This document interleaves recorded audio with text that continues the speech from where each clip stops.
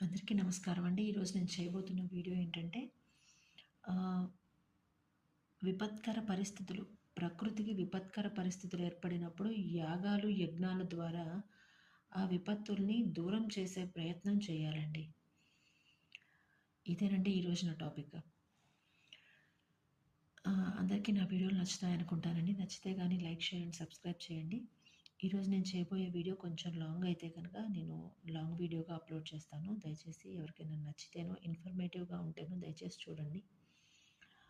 ఆహ్, ప్రకృతి వైపరీత్యాలు నుంచి మన భూమిని కాపాడుకోవడానికి శాంతులు చేసి కూడా ఆహ్, కాపాడుకోవచ్చండి. అది ఎలా అంటే పాత రోజుల్లో కరువు రాకుండా ఉండడానికో, లేదంటే ఒకవేళ ఆహ్, కరువు ఏర్పడినప్పుడో కానీ, ఈ యొక్క వర్షం కోసం రాజులు చేసే యజ్ఞాలని ఏమనేవారంటే పర్జన్య యాగం అనేవాళ్ళు. అంటే ఇంద్రునికి పూజ చేస్తూ ఆయన్ని ప్రసన్నం చేసుకొని చేసే యాగాన్ని ఈ పర్జన్య యాగం అని అంటారండి. ఇంకా అశ్వమేధ యాగం అని చేసేవాళ్ళు. అది మన్ ఆహ్, శ్రీ మహావిష్ణువు అయిన రాముడు కూడా చేశాడండి. ఆహ్, రావణాసుర వధ తర్వాత పట్టాభిషేకం జరిగిన తరువాత అనమాట.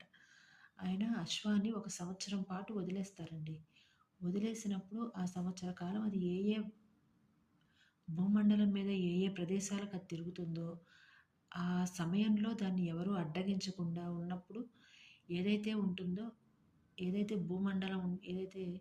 భూమి మీద అది తిరుగుతుందో అదంతా ఆ రాజ్యానికి సంబంధించిందవుతుంది. అలాగే ఆ ఒక అశ్వాన్ని ఆహ్, ఆ సంవత్సర కాలం తర్వాత యజ్ఞయాగాలు చేసే సమయాన బలి ఇస్తారని నేను సెర్చ్ చేసిన వాటిలో నాకు తెలిసిందండి. ఇంకా పుత్రకామేష్టి అని చేస్తుంటారు. అది ఆహ్, దశరథ మహారాజు ఆయన కూడా చేశారండి. అది కూడా లోక కళ్యాణం కోసమనే చెప్పాలి. కానీ పిల్లల కోసం కదండీ ఆ యాగం చేసేదని అంటారేమో! మరి రాముడు జన్మించింది కూడా ఆ పుత్రకామేష్టి యాగం చేసిన తర్వాతే కదండీ! దాని దాని నుంచి వచ్చే ఒక ఏదైతే ఆహ్, ప్రసాదం అది ఉంటుందో దాన్ని మనం అదే ఎవరికైతే అవసరమో వాళ్ళు తీసుకున్నట్లయితే గనక దాని ఫలితం లభిస్తుందండి.